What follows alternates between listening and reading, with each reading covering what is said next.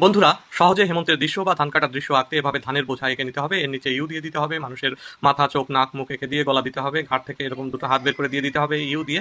তার একটা গেঞ্জি এভাবে এঁকে দিয়ে পরনের লুঙ্গি ভাঁজ করা অবস্থায় পরে পা দিয়ে দিতে হবে। দুই পাশে দুইটা পা এভাবে সুন্দর করে দিয়ে দিতে হবে। এরপরে এঁকে দিতে হবে একজন কৃষককে, যিনি ধান কাটবেন। তার মাথাটা এভাবে এঁকে দিয়ে তাকে বসিয়ে দিতে হবে। নিচে তার পরনের ভাঁজ করা লুঙ্গি এবং পা দিয়ে দিতে হবে দুইটা, হাত দিয়ে দিতে হবে। হাতে একটা কাস্তে দিয়ে দিতে হবে। অন্য হাতটা এভাবে থাকবে, গেঞ্জি পরা অবস্থায় থাকবে।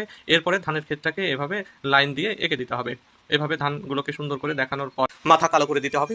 এরপরে পিছনে একটা ধানের আটি এভাবে এঁকে দিতে হবে এবং ধানের মাথাগুলোকে একটু সুন্দর করে দিতে হবে। ধান কাটার পরে যে ধানের গাছগুলো থাকে সেগুলোকে এরকম করে দিয়ে দিতে হবে এবং আহ, ধানের ভেতরে একটা দাগ দিয়ে দূরে একটা লাইন, তার মধ্যে ধান পাতা বা ধানের আইল যেভাবে থাকে ধান খেতে সেরকম দিয়ে দূরে একটা গ্রাম এঁকে দিতে হবে। ঘরবাড়ি দিয়ে দিতে হবে, গাছপালাও দিয়ে দিতে হবে। আকাশে মেঘের লাইন এভাবে দিয়ে দিতে হবে।